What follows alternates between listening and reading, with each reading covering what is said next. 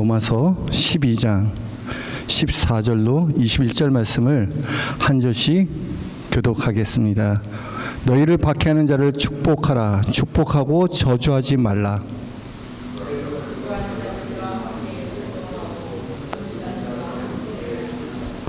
서로 마음을 같이하여 높은 데 마음을 두지 말고 도리어 낮은 데 처하며 스스로 지혜 있는 채 하지 말라.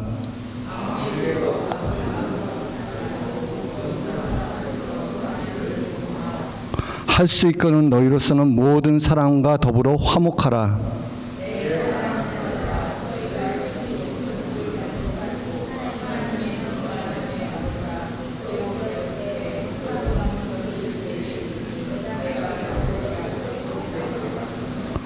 내 원수가 주이거든 먹이고 목마르거든 마시게 하라. 그리함으로 내가 숯불을 그 머리에 쌓아 놓으리라.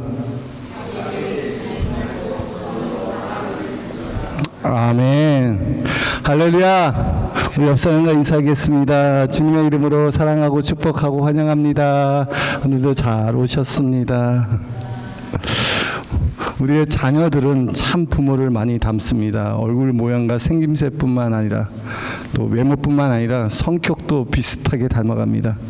성격뿐만 아니라 재능도 유전이 됩니다. 그래서 부모가 잘하는 것은 자녀도 잘하고 부모가 못하는 것은 또 자녀도 못하게 됩니다. 어쩜 그렇게 자녀들이 부모를 닮아가는지 모릅니다. 참 놀라울 뿐입니다. 차가 고장이 났어요. 지난주에 차가 고장이 나서 정비소에 맡겨갔고요. 제가 우리 아들 차를 이렇게 탔어요. 옆자리에 우리 아들이 운전하는 차를 처음으로 타보게 되었어요. 제가 웬만한 운전을 하게 될 때 제가 거의 직접 운전을 하기 때문에 아들이 운전을 하더라도 내가 아들 옆에 차 탄 적이 없었습니다. 근데 차를 타는데 그 운전하는 것이 꼭 저를 보는 것 같아요. 이렇게 저하고 이렇게 똑같이 이렇게 운전하는지 깜짝 놀랐습니다. 전 그렇게 가르쳐 준 적도 없는데 운전하는 스타일이 저하고 너무 비슷하더라고요. 그렇습니다. 우리 자녀는요, 부모의 장점도 닮지만 단점도 닮습니다. 우리 아들들을 보면서 저의 청년의 때의 모습들을 이렇게 보는 것 같습니다. 우리가 육신의 부모를 닮는 것은 당연합니다. 마찬가지로 우리 예수 믿고 성령으로 거듭나 하나님의 자녀가 되었다면요, 하나님 닮아갈 수밖에 없습니다. 하나님 닮는 것이 당연합니다. 여러분, 하나님 보신 적 있습니까? 우리 하나님 아버지를 우리가 눈으로 본 적은 없을 것입니다. 하나님의 영광을 가장 가까이 본 사람이 모세입니다. 모세도 하나님이 임재할 때 그 영광의 끝자락만 보았습니다. 그럼에도 불구하고 우리는 하나님이 아버지가 어떤 분인지 너무너무 잘 알고 있습니다. 그것은 우리 독생자 예수님을 통해서 우리에게 그분이 나타내셨기 때문입니다. 예수님은 나를 본 자가 아버지를 봤다고 말씀하십니다. 그래서 우리가 하나님 아버지의 성품을 잘 알 수 있습니다.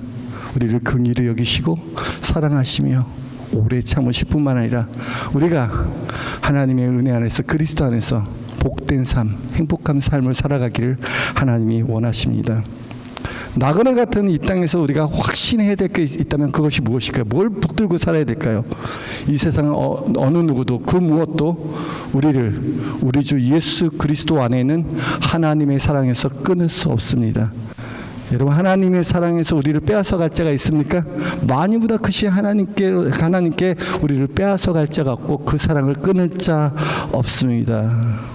우리는 이미 하나님의 크신 사랑을 받은 주님의 자녀들입니다. 사랑하는 성도 여러분, 여러분들이 자녀에게 바라는 것이 있다면 무엇일까요? 자녀들이 어떻게 살기를 바라십니까?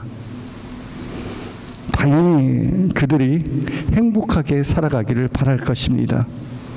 그들이 세상의 염려와 근심 때문에, 두려움과 원망 때문에 고생하며 살기를 바라는 부모는 아무도 없을 것입니다. 자녀가 정말 부모님의 은혜 안에서 하나님 주신 복을 누리며 행복한 삶을 살기를 원하는 게 부모의 마음 아니겠습니까? 하늘에 계신 우리 아버지도 우리가 하나님의 사랑받는 우리 자녀가 행복하게 살아가기를 원하십니다. 이미 끊을 수 없는 사랑을 받았기에 사도 바울은 로마서 12장을 통해서 우리에게 어떻게 하나님의 자녀로서 그리스도인으로서 살아야 할지를 말씀하고 있습니다. 로마서 12장 1절에 이런 말씀이 있어요. 그러므로 형제들아 내가 하나님의 모든 자비하심으로 너희를 권하노니 너희 몸을 하나님이 기뻐하시는 거룩한 산 제물로 드리라. 이는 너희들의 영적 예배라는 것입니다. 우리가 하나님을 사랑하고 그의 은혜에 감사하면 우리의 몸을 하나님이 기뻐하시는 거룩한 산 제물로 드릴 수 있다는 것입니다. 산 제물이라는 게 뭡니까? 그것은 우리의 삶을 하나님이 받으시도록 드리라는 것입니다. 제물이라는 게 뭡니까? 제물은 하나님이 받으시는 것입니다. 하나님께서 우리의 삶을 기쁘시기에 받으시기를 원합니다. 내가 너 삶을 받기를 원한다. 이것이 우리가 드려야 할 영적 예배인 것입니다. 하나님이 기쁘시게 받으시는 삶이란 과연 무엇입니까? 하나님이 무엇을 우리를 보고 기뻐하시겠습니까? 여러분 보고 하나님이 기뻐하실 때 무엇을 보고 기뻐하시겠습니까? 저는 이렇게 생각합니다. 다른 무엇보다도 하나님께서 우리가 예수 그리스도 닮아가는 것을 기뻐하실 거라 생각을 합니다. 왜냐하면 하나님께서 우리 독생자 예수님을 너무너무 기뻐하시고 사랑했어요. 예수님께서 세례 받으실 때 또 변화의 산에서 그의 모습이 변할 때 하늘에서 음성이 들렸습니다. 내 사랑하는 아들이라 내 기뻐하는 자라 너희는 그의 말을 들어라. 하나님께서 우리 독생자 예수님을 보시면서 항상 내가 사랑한다, 내가 너를 기뻐하노라 라고 말씀하셨습니다.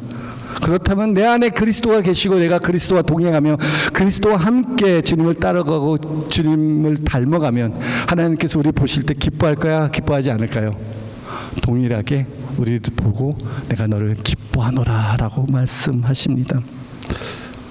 한번 생각해 보세요. 만일 하나님께서 지금 여러분의 삶을 보고 계신다면, 여러분의 삶을 보고 계시면 그다음에 하나님 아버지께서 보시고 기뻐하시겠습니까? 아니면 안타까워 하시겠습니까? 내 삶을 보고 야 진짜 내가 너를 보니 너무너무 기쁘다. 넌 내 마음에 합한 자다. 다윗같이 그렇게 기뻐하시겠습니까? 아유 야 내가 너를 보니 너무 안쓰럽고 답답하다. 안타깝다. 너 왜 그렇게밖에 못 사냐라고 안타까워 하시겠습니까? 마음속으로 생각해 보세요. 그리고 결정하세요. 왜 그렇게 생각하셨습니까? 만일 우리가 하나님 자녀답게 살고 있었다면 분명히 하나님께서 나를 보시기를 원할 뿐만 아니라 나를 보시고 기뻐할 거라는 생각이 들 것입니다. 그러나 만일 내가 하나님 자녀답게 살지 못했다면 어딘지 모르게 주님이 날 보고 좀 안타깝게 생각하시겠구나라는 생각이 들 것입니다. 제 인생을 돌이켜보면 모든 것이 다 하나님의 은혜였습니다. 얼마나 내가 구원받은 게 은혜고 하나님 앞에 나와 예배하는 게 은혜인지 너무너무 감사했습니다. 그래서 교회에서 충성되이 주님을 섬겼습니다. 저는 예수 믿고 나서 교회에서 생활했어요. 교회에서 먹고 자고 교회 일을 돌보면서 청년 때 교회에서 성장했어요. 성도들이 성미 주는 거, 반찬 갖다 주는 거 먹으면서 교회에서 자랐습니다. 그렇기 때문에 교회 일들을 제가 맡아서 하는 일이 참 많았어요. 특별히 교회를 관리하고 청소하고 예배를 준비하는 일은 제 몫이었습니다. 교회에서 살았기에. 살다 보면요 신앙생활을 하는데 기쁨도 있지만 여러 가지 시험도 많이 찾아오게 됩니다. 여러 가지 주님의 일을 하다 보면 어려운 일도 많이 겪게 됩니다. 특별히 제가 시험에 들 때가 있고 섭섭한 마음이 찾아올 때가 있습니다. 근데 그때가 언제냐면 교회에서 행사할 때입니다. 큰 행사를 해요. 결혼식을 하거나 무슨 특별한 잔치를 하거나 집회를 하거나 프로그램을 하는 큰 행사를 하는데 그 행사가 주로 언제 끝나냐면 토요일 날 저녁에 이렇게 끝나요. 토요일 날 저녁에. 그러면 행사 때문에 바쁘고 분주했던 분들은 바로바로 가요. 다 집으로 가시고 저녁에 가시고 그러면 그 나머지 내 준비를 제가 해야 돼요.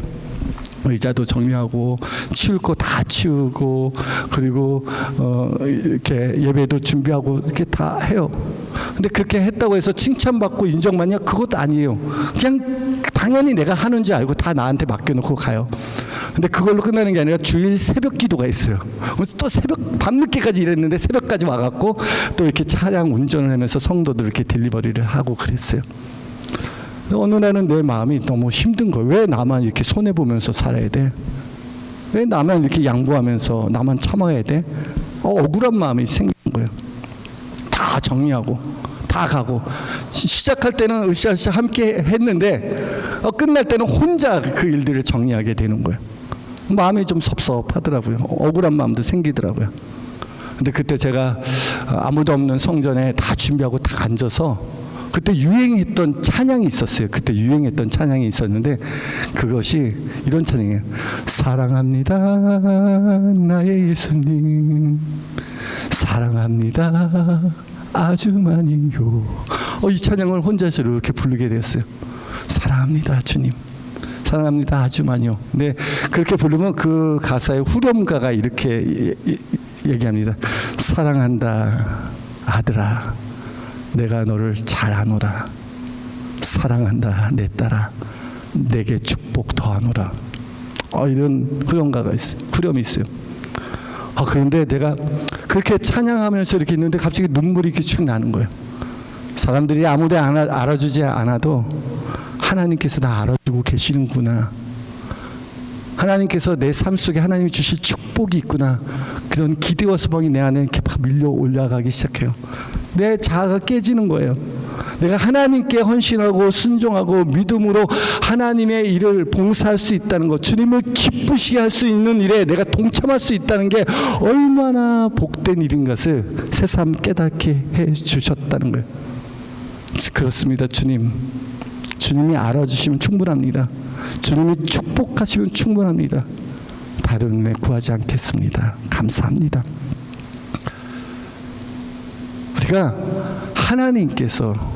우리가 하나님의 기쁘시게 하는 사람들을 결코 홀로 두지 않습니다. 그런 자들에게 하나님 함께 하여 주십니다.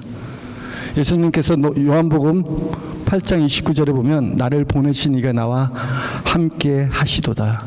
내가 항상 그가 기뻐하시는 일을 행함으로 나를 혼자 두지 아니하셨느니라. 여러분, 예수님은 말씀하십니다. 내가 항상 그가 기뻐하시는 일을 행함으로 하나님께서 주님을 홀로 두셨습니까? 그렇지 않았습니다. 홀로 두지 아니하셨느니라. 오늘 본문 말씀은 우리가 하나님의 자녀로서 그리스도인으로서 어떻게 살아가야 할지 말씀하고 있습니다. 분명한 것은 우리가 하나님의 자녀로서 그의 권세를 가지고 있다는 것입니다. 우리가 왕 같은 제사장으로 부름을 받았습니다. 베드로서는 우리에게 말합니다. 너희는 택한 족속이요 왕 같은 제사장이요 그의 소유된 나라라라고 말씀하고 있습니다. 베드로전서 2장 5장에도 예수 그리스도 말미암아 하나님이 기쁘시게 받으실 신령한 제사를 드릴 거룩한 제사장이 될지니라. 우리가 제사장이라는 겁니다. 우리가 하나님이 기쁘게 받으실 예배를 드리는 제사장이라는 것입니다. 이 사실을 믿습니까? 여러분, 우리가 제사장의 특권을 갖고 있어요. 우리 옆 사람과 인사하겠습니다. 당신은 하나님의 거룩한 제사장입니다. 이게 얼마나 놀라운 능력입니까? 제사장이 하는 일이 뭘까요? 제사장이 어떤 일을 할까요? 물론 하나님께 제물을 드리고 제사하는 일을 합니다. 그런데 제사장이 어떤 일을 하죠? 그렇습니다. 제사장이 하는 일은 기도하고 축복해 주는 일을 제사장이 맡아서 합니다. 하나님께서는 이스라엘 백성들을 다른 방법으로 축복하지 않고 제사장을 통해서 이스라엘 백성을 축복하라고 말씀하셨습니다. 그래서 하나님께서는 처음 제사장 직분을 맡은 아론과 그의 자녀들에게 이렇게 말하는 겁니다. 하나님이 너희를 복 주시기 원하며 지키시기 원하며 은혜 베푸시기 원하며 평강 주시기 원하노라 할지니라. 하나님 그렇게 선포하라는 겁니다. 그것이 우리를 향한 하나님의 마음이라는 것입니다. 우리는 제사장처럼 왕 같은 제사장처럼 기도하고 축복하는 권세가 있습니다. 이 권세, 우리가 기도하고 축복하는 이 권세를 가족에게 사용하고 이웃에게 사용하고 내가 사랑하는 사람에게 사용할 수 있습니다. 그렇지 않습니까? 그런데 더 더 넓혀서 이 축복의 권세를 나를 핍박하는 원수를 위해서도 하라는 것입니다.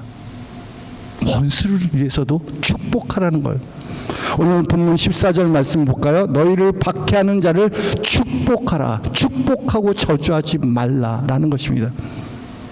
아니, 나를 박해하고 못살게 굴고 방해하고 괴롭히고 내 것들을 빼앗아가는 그런 사람들을 저주하지 말고 축복하라는 것입니다. 나를 박해하는 자를 위해서 우리는 어떤 마음을 갖고 있습니까? 원수 갖고 싶어요. 나를 괴롭힌 자들을 그대로 복수하고 싶어요. 저주하고 싶어요. 그것이 인간의 마음입니다. 인간의 악한 마음입니다. 그런데 도리어 오늘 말씀은 뭐라고 말씀하십니까? 오히려 저주하지 말고 축복하라. 너를 박해하는 자를 위해서 축복하라 말씀하고 있습니다. 이게 누가 하신 말씀입니까? 사도 바울이 성경을 통해서 우리에게 하신 말씀이지만 이 말씀은 하나님의 아들 우리 주 예수 그리스도께서 하신 말씀 아니겠습니까? 우리가 잘 알고 있는 산상수훈에 보면 5장 44절에 보면 이런 말씀이 있어요.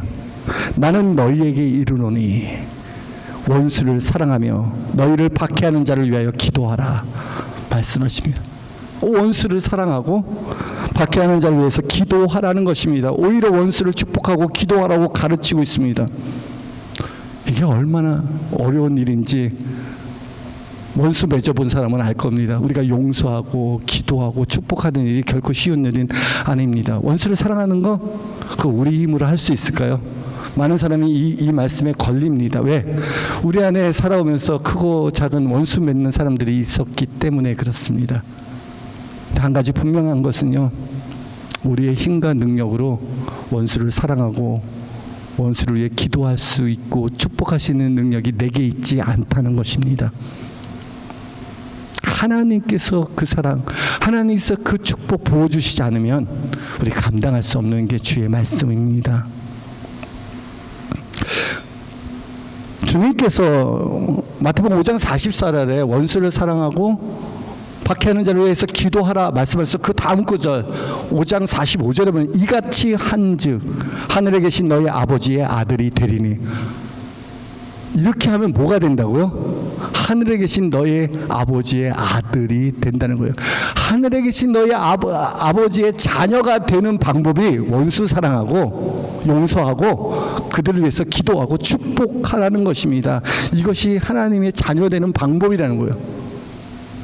하나님께서 의인과 악인에게 햇빛을 주시고 의로운 자나 불의한 자나 비를 내리시는 것 같이 차별하지 않고 은혜를 베풀어 주시는 것 같이 너희도 그렇게 사랑하라는 것입니다. 내가 온전하니 너희도 온전하라 말씀하십니다.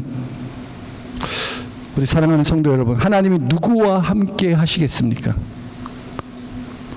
핍박하고 박해하는 자와 함께 하시겠습니까? 기도하고 축복하는 자와 함께 하시겠습니까? 하나님께서 누구를 더 기뻐하시겠습니까? 여러분, 박해하는 자를 기뻐하시겠습니까? 아니면 축복하는 자를 기뻐하시겠습니까? 여러분은 지금 어느 쪽에 서 있습니까? 원망하고 불평하고 핍박하고 박해하는 쪽에 서 있습니까? 아니면 오히려 용서하고 기도하고 축복하는 쪽에 서 있습니까? 하나님의 아들 되신 우리 주 예수 그리스도께서 우리에게 보여주신 가장 큰 능력과 표적이 무엇입니까? 예수님께서는 요나의 표적 외에 너에게 보여줄 것이 없다고 말씀하십니다. 하나님께서 우리에게 주신 가장 놀라운 표적은 바로 십자가의 죽으심과 부활하심에 있습니다. 예수님께서 십자가에 못 박혔을 때 처음 하신 말씀이 있습니다. 예수님같이 죄 없으신 예수님같이 억울하게 누명을 써서 사형 선고를 받고 온몸에 채찍 맞아 골고다 언덕에 올라갔습니다. 기진맥진하고 거의 죽을 지경이 되었습니다. 그런 예수님을 나무에 손과 발에 못을 박았습니다. 잔인한 노마병정이 그들을 못을 박았습니다. 못을 박을 때 예수님의 옷에 있는 옷을 다 벗겼습니다. 벌거벗은 몸으로 몸이 박혀 있는 거예요.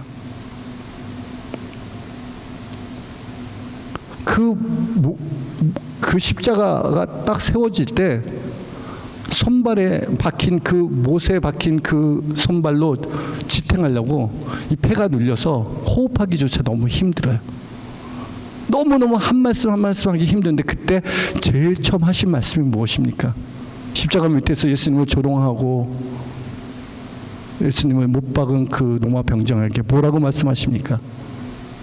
누가복음 23장 34절에 이에 예수께서 이르시되 아버지여 저들의 죄를 사하여 주옵소서. 자기가 하는 것을 알지 못함이니이다. 하나님의 아들 예수 그리스도께서 자기를 지금 십자가 못 박히고 옷을 벗겨 조롱하고 핍박하는 그 로마 병정들을 향하여 하신 말씀은 바로 기도였습니다. 저들을 용서하여 주옵소서. 저들이 하는 짓을 알지 못하나이다. 이게 얼마나 위대하고 놀라운 능력입니까? 하나님께서 우리의 죄를 대속하시고 부활 승천하셨습니다. 지금 하나님 보좌의 우편에 앉아 계십니다. 그리고 그곳에서부터 우리를 위하여 중보하고 계십니다. 예수님께서 우리를 위해서 지금 기도하신다면 무슨 기도를 하고 있을까요? 저는 이 십자가의 기도를 여전히 우리에게 하고 계시지 않을까 생각합니다. 주여, 저들의 죄를 용서하여 주옵소서. 저들이 지금 하는 짓을 알지 못하고 있습니다. 사실 우리가 생각하는 원수는 멀리 있지 않습니다. 아주 가까이에 있습니다. 제가 초등학교를 경기도 파주에서 다녔습니다. 파주가 임진각이 가깝고 판문점이 가까운 동네입니다. 근데 일주일에 한 번씩 방공 교육을 하는 겁니다. 아이들 다 불러 모아놓고 구호를 외칩니다. 무찌르다 곰상당, 때려잡자 김일성, 뭐 이런 구호를 외치게 합니다. 어느 날은 이 김일성, 그때 뭐 8.18 도끼 많은 사건이 있었는지 뭐 그래 아주 그냥 심각하게 김일성 허수아비를 이렇게 만들어 놓고 김일성이 민족의 원수라는 겁니다. 아, 그러고 나서 막 오재미를 만들어 갖고 김일성에게 막 돌을 이렇게 던지도록 해서 막 그래서 우리 재밌게 막 돌을 던졌습니다. 근데 나쁜 사람이라는 거예요. 그래서 그런 줄 알았어요. 원수라니까 원수인 줄 알았어요. 그것을 깨닫기까지는 좀 나이가 먹고 성장할 때 비로소 이렇기 때문에 이 사람이 나쁜 사람이구나 라는 걸 알았지만 그 어린 나이에는 그가 원수인지 몰랐어요. 그가 나쁜 사람인지 몰랐어요. 내가 생각하는 원수는 이런 개념이었어요. 내 지금 장난감 빼앗아가는 그 형이 원수였고요. 나를 지금 괴롭히고 있는 내 친구가 원수였지 멀리 있지 않았어요. 가까이 있었어요. 우리 삶 속에 내가 원수라고 생각하는 게 멀리 있지 않다는 거예요. 지금 너무너무 가까이 있었어요. 내가 원수로 생각하고 원수 맺고 살아가는 사람은 한때는 내 가족이요, 내 동료요, 내 민족이요, 내 친구요, 내 한 직장 동료요, 사업 파트너일 수 있다는 것입니다. 원수가 멀리 있지 않아요. 가까이 있어요. 그래서 예수님께서 마태복음 10장 36절에 보니까 사람의 원수가 자기 집안 식구라는 겁니다. 자기 집안 식구가 원수가 될 수 있다고 말씀하고 있습니다. 이렇게 가까운 사람, 얼굴 마주하면서 살아가는 사람들이 원수가 됩니다. 그렇기 때문에 주님은 너희가 그들을 위해서 박해하는 자를 위해 축복하고 저주하지 말라라고 말씀하십니다. 17절에 보니까 아무에게도 악으로 갚지 말고 모든 사람 앞에서 선한 일을 도모하라라고 말씀하십니다. 우리가 알고 있는 성경의 인물 중에 악으로 갚은 사람이 있을까요? 아브라함과 이삭과 야곱이 악으로 갚았습니까? 아닙니다. 오히려 그들이 빼앗길 망정 양보하였고 오히려 축복하고 기도하고 화평을 도모하였습니다. 여러분, 요셉이 악으로 갚았습니까? 자기 형이 자기를 팔고 죽이려고 하다 종으로 팔아버렸습니다. 악으로 갚았습니까? 억울하게 누명을 써 감옥에 갇혔습니다. 그런데 그 악으로 갚았습니까? 그러지 않았어요. 여러분, 다윗이 사울왕의 시기와 질투와 미움을 받아서 죽을 뻔하여 도망가요. 광야 생활을 했습니다. 그러나 다윗이 악으로 갚았습니까? 복수할 때가 참 많았어요. 다윗이 사울왕을 복수할 때 기회가 있었어요. 그러나 다윗은 하나님의 기름 부은 자를 해야 하는 것은 금하시니니 내가 그럴 수 없다는 겁니다. 그들은 악으로 갚지 않았습니다. 오히려 모든 것을 하나님의 손에 맡겼습니다. 그리고 오직 하나님의 선하시고 온전하시고 기뻐하신 뜻을 구했습니다. 악을 악으로 갚지 말고 선으로 악을 이기라고 말씀하고 있습니다. 왜 악을 악으로 갚지 말고 모든 사람 앞에서 선한 일을 도모하라고 말씀하십니까? 왜 그렇습니까? 왜 이렇게 우리 하루 원수에 대해서 핍박하는 자리에서 축복하고 악을 악으로 갚지 말라는 이유가 뭡니까? 하나님께서 그의 사랑하는 자녀들에게 복 주시기 위함입니다. 여러분, 만약에 우리가 저주하고 악을 악으로 갚고 우리 마음에 미움과 분노를 품게 되면 우리가 행하게 치우칠 수 있다는 것입니다. 우리가 오히려 그 일들 때문에, 그런 일들 때문에, 악을 악으로 갚는 일들 때문에 불가피하게 범죄할 수밖에 없다는 것입니다. 우리는 그 행위에 따라서 그 열매를 먹게 됩니다. 내 말이 너를 의롭게 하고 내 말로 너를 정죄함이라 라고 말씀하십니다. 우리 주님께서 우리 너무너무 사랑하시기 때문에 우리가 죄를 범하지 않기 위해서 악을 악으로 갚지 말라고 하십니다. 그럼 어떻게 해야 할까요? 내 마음에 너무너무 답답한데, 너무너무 힘든데 그렇다면 어떻게 해야 합니까? 원수는 내가 갚는 게 아닙니다. 내가 해결하는 게 아닙니다. 하나님께서 직접 해결해 주시겠다는 겁니다. 하나님이 그렇게 하시겠다는 겁니다. 19절 말씀 볼까요? 내 사랑하는 자들아, 너희가 친히 원수를 갚지 말고 하나님의 진노하심에 맡기라. 기록되었을 때 원수 갚는 것이 내게 있으니 내가 갚으리라 주께서 말씀하시느니라. 주님께서 내 사랑하는 자라 너희가 친히 원수 갚지 말라. 하나님의 진노하심에 맡기라는 것입니다. 너희가 원수 갚지 마. 너희가 원수 갚음으로 말미암아 너희로 더러운 피를 너희 손에 흘리게 하지 말라는 것입니다. 원수를 누가 갚아주시겠다는 거예요? 하나님이 갚아주시겠다는 거예요. 하나님의 진노하신 가운데 맡기라는 겁니다. 기록되었을 때 원수 갚는 것은 내게 있으니 내가 갚으리라 주께서 말씀하시느니라. 원수를 누가 갚아주신다는 거예요? 하나님이 갚아주신 거예요. 원수 갚는 건 내 거라는 거예요. 너희가 할 일이 아니에요. 원수 내가 갚으겠다라고 말씀하시는 거예요. 이 말씀이 어디에 있는 말씀입니까? 신명기 32장 35절에 있는 말씀입니다. 그들이 실족할 그때에 내가 원수 갚게 난 보복하리니, 내가 원수 갚으리니. 그들이 실족할 때 내가 보복하리니 그들이 환난 날이 가까우니 그들에게 닥칠 그 일이 속히 오리로다.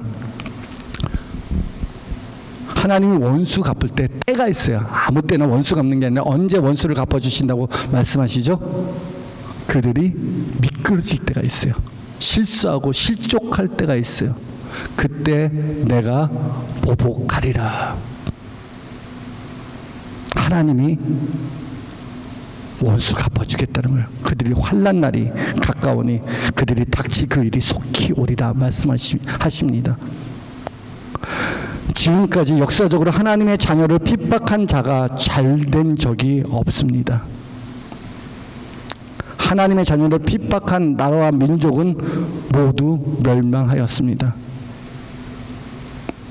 어찌 하나님이 택하신 백성, 하나님의 사랑하는 자를 핍박하고서도 박해하고서도 온전히 살아남을 수 있겠습니까? 만약에 기독교가 이 박해와 핍박으로 망했다면 이미 오래전에 기독교라는 종교는 사라졌을 것입니다. 기독교만큼 인류 역사에 핍박을 받은 종교가 없기 때문입니다. 그런데 하나님의 택한 백성들을 박해했던 모든 권세자, 모든 왕가, 모든 민족과 나라는 다 망했습니다. 그게 역사적으로 증명이 되었습니다. 무엇만 계속 유지하고 있어요. 2000년이 넘게 그렇게 핍박 가운데서도 교회는 여전히 존재하고 있습니다. 여러분, 하나님이 살아계심을 믿습니까? 여러분, 하나님 두려우신 분입니다. 원수 갚는 건 하나님이 갚으시겠다는 것입니다. 그게 제일 두렵습니다. 사람이 원수 갚는 것은 무서울 게 없습니다. 해봤자 뭐 하겠습니까? 근데 하나님이 원수 갚으면 그건 두려운 것입니다. 그래서 성경은 우리에게 분명히 말씀하십니다. 악을 악으로 갚지 말고 오히려 박해하는 자를 축복하고 저주하지 말고 축복하라 말씀하십니다. 여러분, 누군가를 축복할 때 그 축복이 어디서부터 옵니까? 내가 누군가를 축복할 때 그 축복이 나로부터 시작합니까? 아니면 하나님께로부터 시작합니까? 이 축복은 하나님께로부터 시작합니다. 모든 축복은 하나님께로부터 시작합니다. 축복은 위에서 밑으로 내려오는 것입니다. 복이 밑에서 위로 축복하지 않습니다. 축복은 하늘로부터 내려오는 것입니다. 내가 원수를 위해 기도하고 축복한다는 것은 어떤 의미죠? 내 안에 하나님이 주신 축복이 있기 때문에, 그 축복이 가득하기 때문에 원수를 위해서 축복할 수 있다는 것입니다. 이게 얼마나 놀라운 능력입니까? 원수가 그렇게 나를 쓰러뜨리고 넘어뜨리고 박해하고 비난하고 조롱하고 핍박 속에서도 그 사람에게 하나님의 복이 끊어지지가 않아요. 이제 이 정도 했으면 무너지고 넘어지고 좌절하고 절망하고 실패한 인생이 되어야 되는데 안 그런 거예요. 요셉이 그러지 않았습니까? 이삭이 그러지 않았습니까? 다윗이 그러지 않았습니까? 사무엘이 그러지 않았습니까? 여러분, 다니엘이 그러지 않았습니까? 에스더가 그러지 않았습니까? 그렇게 원수들이 그 사람들을 죽이려고 했지만 어떻게 됩니까? 하나님 역전시키지 않아요. 하나님 오히려 그들을 더 복되게 하지 않습니까? 여러분, 하나님께서 우리에게 원수를 축복할 수 있을 만큼 차고 넘치도록 이미 우리에게 하나님께서 복을 주셨습니다. 이 사실을 믿습니까? 내게 복을 주셨기 때문에 그게 가능한 일이라는 것입니다. 내가 나를 핍박하는 자를 축복한다는 것은 무슨 의미가 있습니까? 여러분, 낮은 사람이 높은 사람을 축복합니까? 높은 사람이 낮은 사람을 축복합니까? 여러분, 위에 있는 사람이 아랫 사람을 축복합니다. 그것이 동서고금을 막론하고 바뀐 적이 없습니다. 여러분, 내가 원수를 축복한다는 것은 어떤 의미가 있죠? 내가 그 사람보다 위에 있다는 거예요? 아래에 있다는 거예요? 위에 있다는 거예요. 그 나를 박해하고 괴롭히는 사람이 세상적으로 보면 잘 되는 것 같고 흥황하는 것 같고 뭔가 괜찮아 보이는 것 같지만 아무것도 아니에요. 내가 그 사람을 축복하는 그 순간 그 사람은 내 밑에 있는 사람이에요. 우리 그 권세 있어요. 얼마나 큰 권세가 있는지 몰라요. 이 세상의 최고의 복수가 무엇입니까? 최고의 복수. 그 원수에 대해서 최고의 복수가 무엇입니까? 그래서 우리가 하나님께 복받는 자녀 되는 것입니다.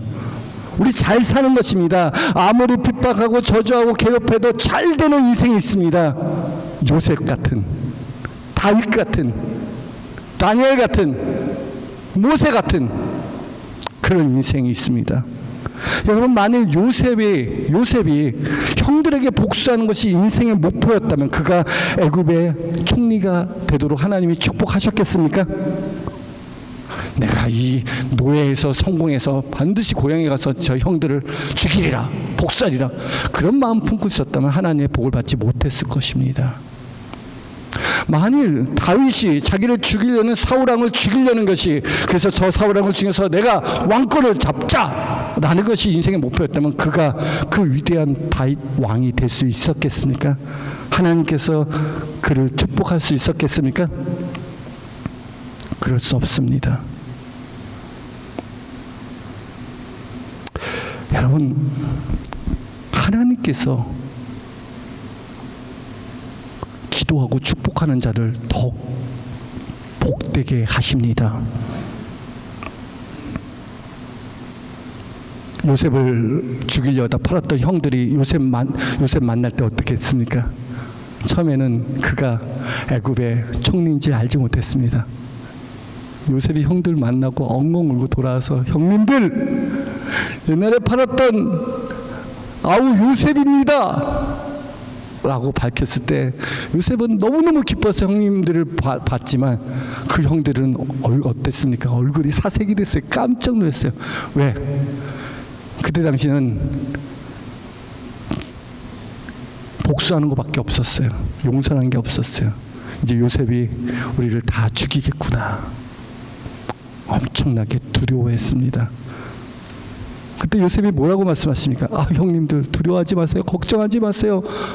내가 하나님을 대신하리까? 내가 하나님이 하실 일을 내가 할 수 있겠습니까? 형님들이 나를 판 것이 아니라 하나님이 당신들의 생명을 구원하려고 나를 먼저 보내셨습니다. 여러분, 하나님이 우리 이렇게 복되게 하신다는 거예요. 그처럼 복된 인생이 어디 있겠습니까? 그래서 원수 갚는 것을 하나님께 맡기시기 바랍니다. 20절에 보니까 내 원수가 줄이거든 먹이고 목마르거든 마시게 하라.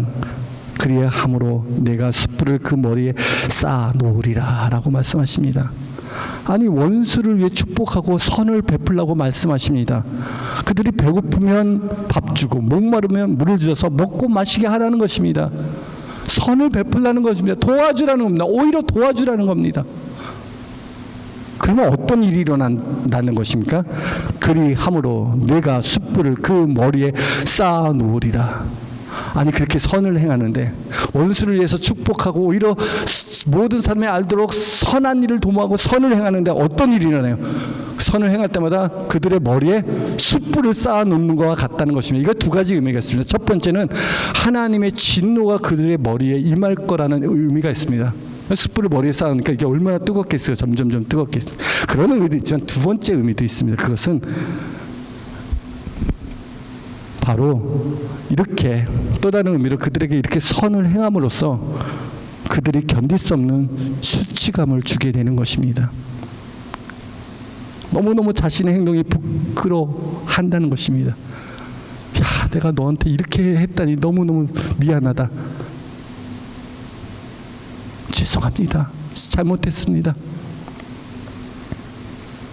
그래서 그들이 스스로 부끄러워 뉘우쳐 회개하고 하나님의 용서를 구하게 되기를 하나님이 원하신다는 것입니다. 우리가 두 번째 그런 예는 아직은 그 원수가 나를 핍박하는 자들에게 양심이 있기 때문에 가능한 겁니다. 양심이 있어요. 근데 오늘날 우리 시대 어떤 시대에 살고 있습니까? 참 어려운 시대에 살고 있어요.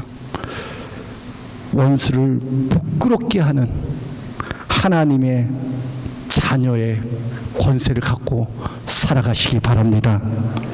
결코 악에게 지지 말고 손으로 악을 이기세요. 하나님이 우리에게 그런 권세를 이미 우리에게 주셨습니다. 천국 가는 그날까지 우리가 싸워야 될 선한 싸움이 있습니다. 우리가 달려갈 길이 있고요. 지켜야 할 믿음이 있습니다. 우리에게는 하나님의 자녀로서 기도하고 축복하는 권세를 가지고 있습니다. 우리는 왕 같은 제사장입니다. 우리 그리스도인이 갖고 있는 놀라운 권세 중에 하나가 바로 입술의 권세입니다.